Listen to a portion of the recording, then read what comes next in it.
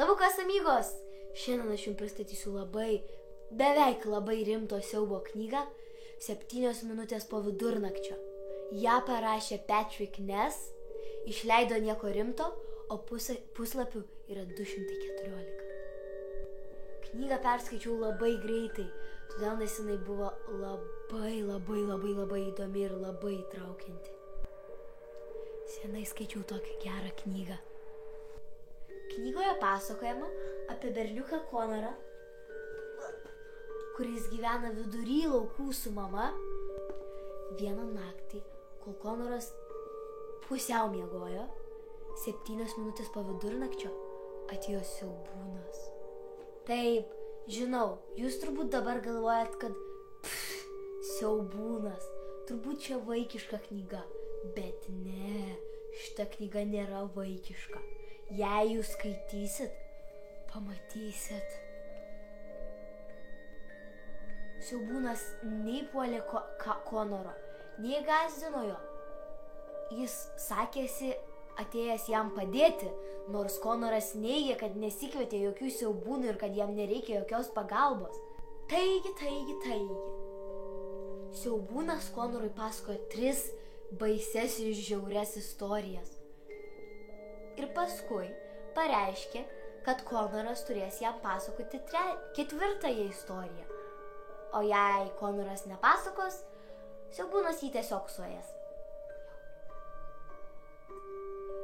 Savo istorijoje Konoras pasakojo. Nesakysiu, čia labai svarbu. Konoro papasakota istorija jam padeda išgyventi patirtus sunkius įvykius. Nesakysiu kokius, nes tai yra labai svarbi dalis knygoje.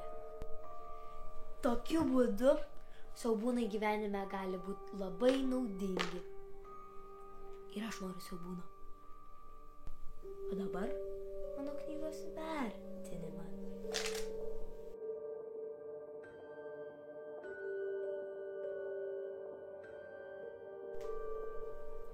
Šiurpumas 5 iš 5.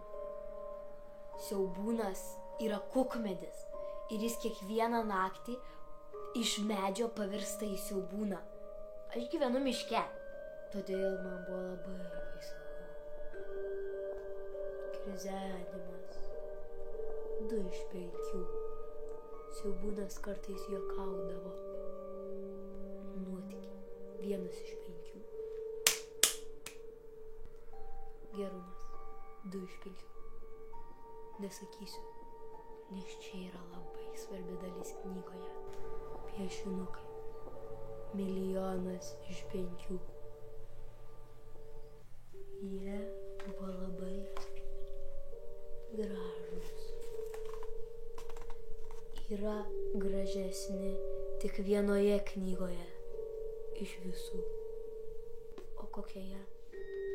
Pasakysiu jums tik kitą kartą.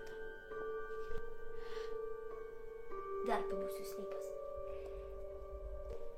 Rekomenduočiau berniukams ir mergaitėms nuo 10 iki 15 metų. Adios. Amigos!